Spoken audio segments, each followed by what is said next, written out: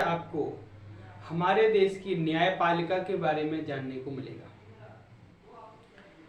न्यायपालिका हमारी देश की 3 मुख्य संस्थाओं में से एक प्रमुख संस्था है।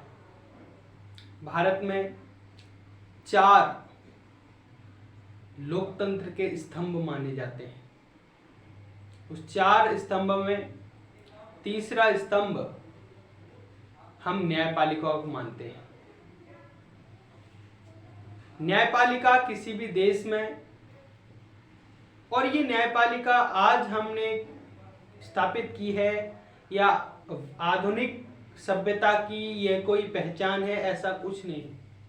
न्यायपालिका बहुत पुराने समय से इस न्याय व्यवस्था के लिए, लोगों को न्याय दिलाने के लिए, उनके साथ गलत हो उसको उनके अधिकार दिलाने के लिए हमेशा से ही स्थापित रही है। चाहे राजतांत्रिक व्यवस्था हो, चाहे लोकतांत्रिक व्यवस्था हो, हर किसी व्यवस्था में लगभग न्यायपालिका की स्थापना की जाती है। आज हम भारत की न्यायपालिका की विषय में बात करने जा रहे हैं। सबसे पहली बात कि आप लोग सुनते रहते होंगे कि न्यायपालिका जो है हमारे देश की और किसी भी देश की, मुख्यतः हम भारत के संदर्भ में आज बात करने वाले हैं, लेकिन कुछ पॉइंट आप सभी के संदर्भ में देख सकते हैं। जैसे मान लीजिए, सबसे पहली बात होती है न्यायपालिका को लेकर कि न्यायपालिका हमारी स्वतंत्र होनी चाहिए। तो न्यायपालिका को स्वतंत्र क्यों होना चाहिए? जिस प्रकार से विधायिका स्वतंत्र नहीं है, जिस प्रकार से कार्यपालिका के ऊपर विधायिका का वर्चस्व रहता है या दबाव रहता है, उसी प्रकार न्यायपालिका पूरी तरह से स्वच्छंद और स्वतंत्र क्यों होनी चाहिए? इसके रीजन क्या है, कारण क्या है, उसको जानना बहुत जरूरी है।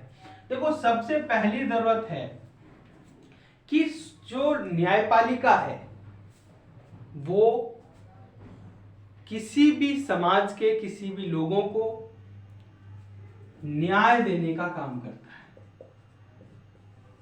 और न्याय का मूलभूत अर्थ ही यही है कि किसी के पक्ष में नहीं, सत्य के पक्ष में, सही के पक्ष में फैसला हो, वही न्याय है। यदि ये न्यायपालिका किसी के दबाव में होगी, अगर न्यायपालिका किसी के पक्ष में होगी, तो निश्चित तौर पर यह स्वतंत्र रूप से, स्वच्छंद रूप से फैसला नहीं दे पाएगी। इसीलिए सही न्याय करने के लिए स्वतंत्र होना जरूरी है। दूसरा, संविधान के रक्षा के लिए, संविधान की रक्षा के लिए, क्योंकि संविधान निर्माण तो हो गया, विधायिका उसमें संशोधन करती है, उसके लिए और कानून बनाती है, कार्यपालिका उसको लागू करती है, लेकिन क्या संविधान को कोई और संस्था कुछ उसमें ऐसे बदलाव तो नहीं कर रही जो उस संविधान को खत्म करने या उसको नुकसान पहुंचाने जैसा है? तो उसका भी पुनरीक्षण और उसका भी देखरेख कौन करता है? न्यायपालिका करती है। लोगों के मौलिक अधिकारों की रक्षा, लोगों के मौलिक अधिकारों की रक्षा भी न्यायपालिका करती है, और हमारे देश में कहें तो सर्वोच्च न्यायालय करता है। देता संविधान है, अधिकार हमें संविधान देता है, लेकिन रक्षा का काम सर्वोच्च न्यायालय का है, क्योंकि भारतीय संविधान के जो भारतीय नागरिकों को जो मौलिक अधिकार दिए गए हैं, उसमें जो 6वां मौलिक अधिकार है, संवैधानिक उपचार का अधिकार, वो यही कहता है कि यदि किसी व्यक्ति को, भारत के किसी नागरिकों को उपयुक्त 6 में से किसी भी 5 में से किसी भी मौलिक अधिकार का लाभ नहीं मिलता है या उसके मौलिक अधिकारों का हनन होता है, तो वो डायरेक्ट सीधे उच्च न्यायालय और सर्वोच्च न्यायालय जा सकता है। डॉक्टर भीमराव अंबेडकर ने इस 6ठे मौलिक अधिकार को, संवैधानिक उपचार के अधिकार को, संविधान की आत्मा कहा है, और इसीलिए ही सर्वोच्च न्यायालय इसकी रक्षा करता है। लोकतंत्र है, सब कुछ है, लेकिन समाज में, लोकतंत्र में, किसी भी व्यवस्था में वाद विवाद या विवाद भी होते ही रहते हैं, मतभेद होते रहते हैं, लड़ाई झगड़े होते रहते हैं। उन लड़ाई झगड़ों को सुलझाने के लिए, वाद विवादों में फैसला देने के लिए, सही और गलत का मत बताने के लिए इसकी स्वतंत्र होने की जरूरत है। दूसरा, संविधान की व्याख्या। हमारे देश में सर्वोच्च न्यायालय को संविधान या कहें न्यायपालिका को संविधान की व्याख्या का अधिकार दिया गया है। अंत में अगर संविधान का कोई भी हिस्सा समझने में दिक्कत होती है या कोई भी उसको अलग तरीके से समझ लेता है तो हमें सर्वोच्च न्यायालय या न्यायपालिका में जाना पड़ता है, जहां पर वो संविधान की व्याख्या करता है। संविधान की व्याख्या करना एक बहुत महत्वपूर्ण बिंदु है। अगर सुप्रीम कोर्ट का या न्यायपालिका का किसी राजनीतिक दल, सत्ताधारी दल या किसी अन्य पक्ष की तरफ झुकाव होगा तो ये सारे कार्य अच्छे से नहीं हो पाएंगे या गड़बड़ हो सकती है। यही 3, 4, 5 कारण हैं जिसके कारण न्यायपालिका को स्वतंत्र होने की जरूरत है।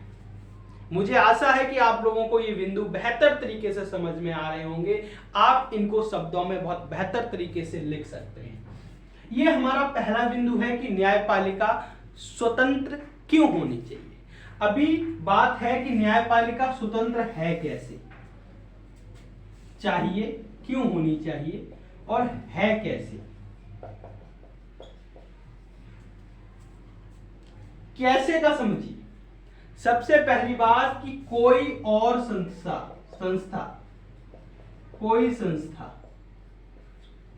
विधायिका और कार्यपालिका कोई भी न्यायपालिका के कार्यों में दखलंदाजी नहीं करेगा और ना ही विधायिका या कार्यपालिका इसके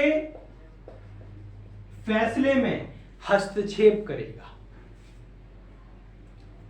और जो संवैधानिक प्रावधान है कि किसी भी न्यायाधीश का जो कार्यकाल होता है वो निश्चित होता है और उस कार्यकाल तक वह न्यायाधीश अपने पद पर आसीन रहता है। उसको हटाना बहुत ही मुश्किल है। उसको हटाने के लिए महाभियोग नाम की एक प्रक्रिया होती है जिसको अपनाकर किसी भी जज को हटाया जा सकता है, लेकिन यह प्रक्रिया बहुत कठिन है। भारत में इसको एक बार प्रयोग किया गया है लेकिन असफल रहा है। इसका हम आगे भी आपको बताएंगे कि क्या होता है महाभियोग। अभी हम इसको देखते हैं क्या है। तीसरा कि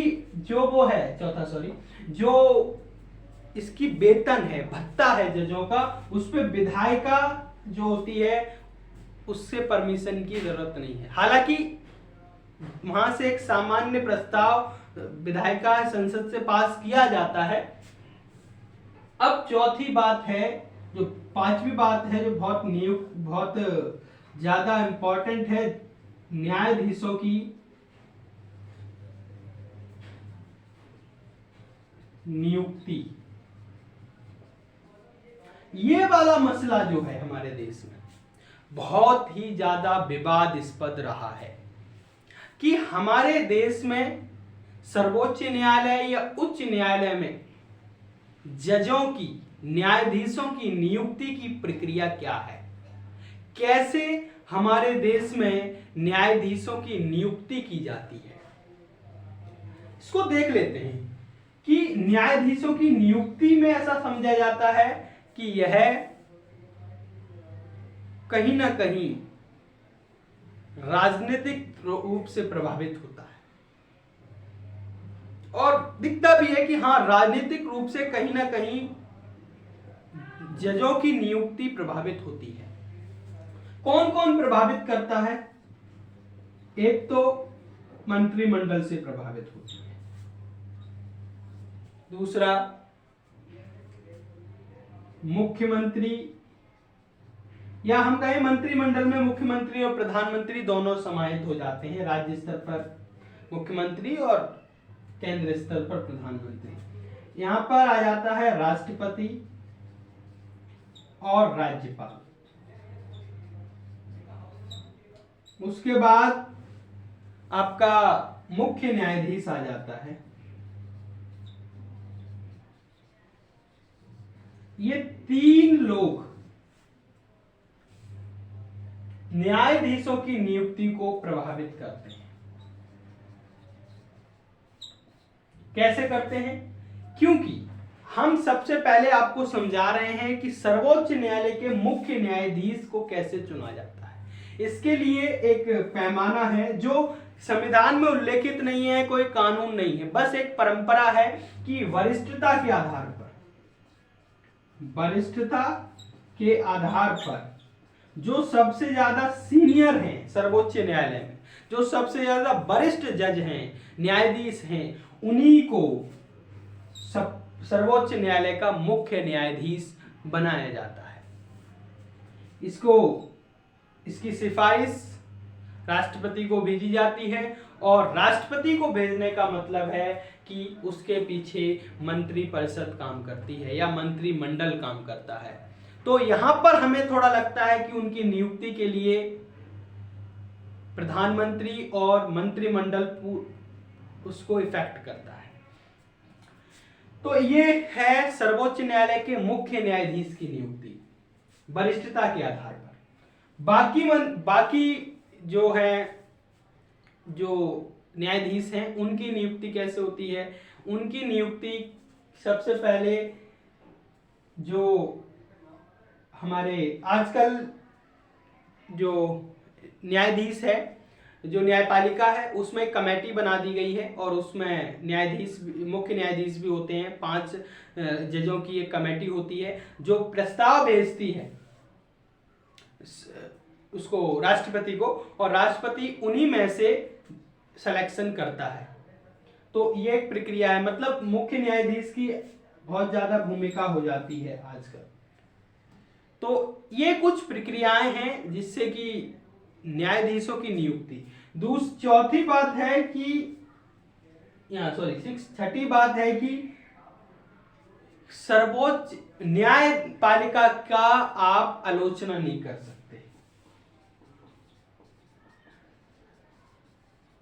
पालिका की आलोचना आप आलोचना नहीं कर सकते। आलोचना मतलब अगर कोई भी फैसला किसी भी कोर्ट ने दिया है, मान लीजिए जिला अदालत ने कोई फैसला दिया है, तो आप जिला अदालत के फैसले को दबाने के लिए आप उच्च न्यायालय जा सकते हैं। उच्च न्यायालय ने अगर आप संतुष्ट नहीं होते हैं तो सर्वोच्च न्यायालय जा सकते हैं। सर्वोच्च न्यायालय ने जो फैसला दिया वो सर्वव्यापी है, सर्वमान्य होगा, उसको सबको मानना पड़ेगा।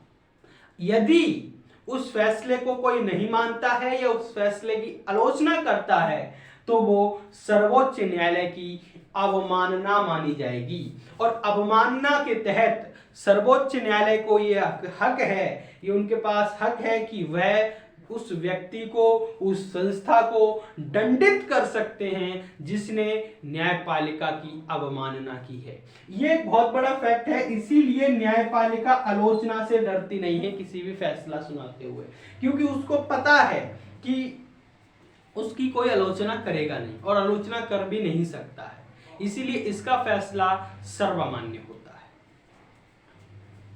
हालांकि न्यायपालिका को उसका अधिकार है उसके पास कि वो अपने दिए हुए फैसले को पुनर्निरीक्षण कर सकती है, पुनर्लोकन कर सकती है, सोच सकती है, विचार सकती है और फिर दोबारा भी अपना फैसला बदल सकती है। कई बार ऐसा हुआ भी है, लेकिन हम उसकी अवमानना नहीं कर सकते।